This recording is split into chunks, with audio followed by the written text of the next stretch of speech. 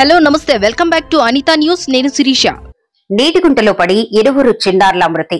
చిన్నారులు ఇరువురు కవల పిల్లలు. విజయవాడ నుండి నిన్నే వచ్చిన అఖిల్ నిఖిల్ శోక సముద్రంలో చలివేంద్రం జగనన్న కాలనీ. దర్శి చలివేంద్రం జగనన్న కాలనీలో నీటికుంటలో పడి ఇద్దరు చిన్నారులు మృతి చెందిన సంఘటన గురువారం చోటు చేసుకుంది. గంగుల నాగరాజు ప్రమీల దంపతులకు అఖిల్ నిఖిల్ అనే కవల పిల్లలతో పాటు మరో పాప కలదు. దసరా సెలవుల కోసం విజయవాడ నుండి బుధవారం సాయంత్రం చలివేంద్రం కాలనీలో గల అమ్మమ్మ వద్దకు వచ్చారు. ఉదయాన్నే ఆడుకుంటూ పచ్చల చిన్న, అఖిల్, నిఖిల్ అనే ముగ్గురు చిన్నారులు కుంట వద్దకు చేరుకున్నారు. ముగ్గురు కుంటలోకి దిగటంతో అఖిల్, నిఖిల్ మునిగిపోయారు. చిన్న అనే బాలుడు గ్రామంలోకి వచ్చి బంధువులకు తెలపటంతో కుంట వద్దకు చేరుకుని ఇరువురు చిన్నారులను కుంట నుండి బయటకు తీసి ఇరువురు చిన్నారులను తీసుకుని దర్శి ప్రభుత్వ వైద్యశాలకు వెళ్లారు. చిన్నారులను బ్రతికించడం కోసం డాక్టర్లు నానా ప్రయత్నాలు చేశారు. కానీ వారు చేసిన ప్రయత్నాలు ఫలించలేదు. ఇరువురు చిన్నారులు మృతి చెందారు. దర్శి ప్రభుత్వ ఆసుపత్రి ప్రాంగణం బంధువుల ఆర్తనాదాలతో మునిగిపోయింది. అయితే స్థానికుల సమాచారం మేరకు గతంలో జగనన్న కాలనీ కొరకు ఇళ్ల ప్రక్కనే సుమారు 15-20 అడుగుల మేర మట్టి సేకరణ కోసం గుంటలు త్రవ్వటం జరిగిందని, వాటిని పూడ్చకుండా వదిలేశారని, తెలియని వారు ఆ గుంటలో పడి చనిపోయే ప్రమాదం ఉందని, ఈ రోజు పిల్లలు గుంటలో లోతు తెలియక నీటిలోకి దిగి చనిపోయారని తెలిపారు. ప్రభుత్వం గుంటలను పూడ్చి ప్రమాదాలను అరికట్టాలని కోరారు.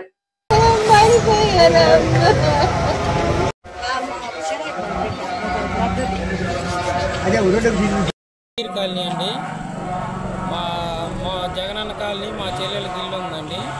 అక్కడ పిల్లలు విజయవాడ నుంచి సెలవులకు వచ్చారు. మా చెల్లెల కొడుకులు, నా కొడుకు మా అమ్మ ఉంటుంది అక్కడ.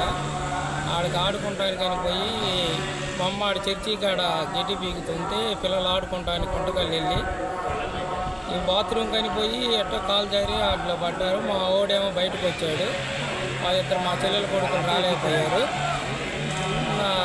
మా అమ్మకు వచ్చి పిల్లగాడు మా నాయనమ్మ అఖిల్ నిఖిల్ మునిగిపోతున్నారంటే పొయ్యాలకే మా అమ్మ పొయ్యాలకే మునిగిపోయారు. అక్కడ సమయానికి ఎవరు లేరు. ఇంక అంతలోకి మాకు ఫోన్ చేసి మేమందరం వచ్చేళ్ళకి పిల్లలిద్దరు మునిగిపోయి చనిపోయారు. పిల్లల మేనమామ నుంచి సెలవులకు వచ్చారు.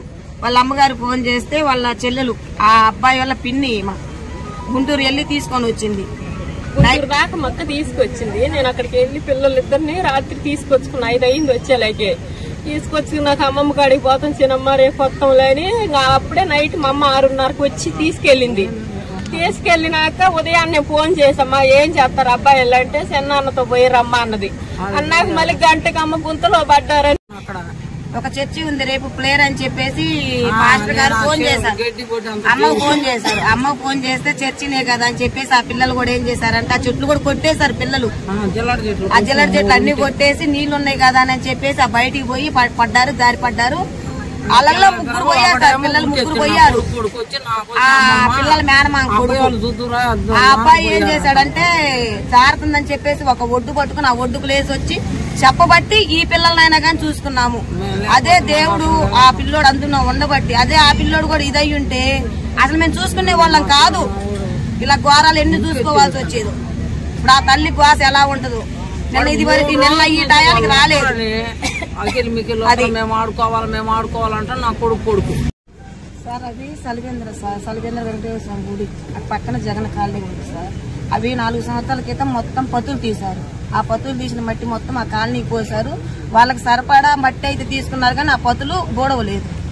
కనీసం అంటే 25 అడుగుల లోతు 20 అడుగుల లోతు ఉందన్నమాట. ఆ పతుల్లోకి ఇప్పుడు కాదు ఎవరు పెద్దోళ్ళైనా సరే రేపు ఏదన్నా మందు తాగి ఏదన్నా ఇదైనా కానీ ఎవరు ఏం చేయలేరు. ప్రాణం పోయినాక ఎవరు ఇవ్వలేరు. డబ్బు అంటే సంపాదించుకుంటాం. ఇప్పుడు ఆ తల్లి శ్వాస ఎలా తీరుస్తారో మరి ప్రభుత్వము ఏం చేస్తారు మొత్తం ఉంచలేదు. మీరు ఏదో ఒకటి న్యాయం చేసి మాకు ఆ పతులు పూర్తి మీరు న్యాయం చేయాలి.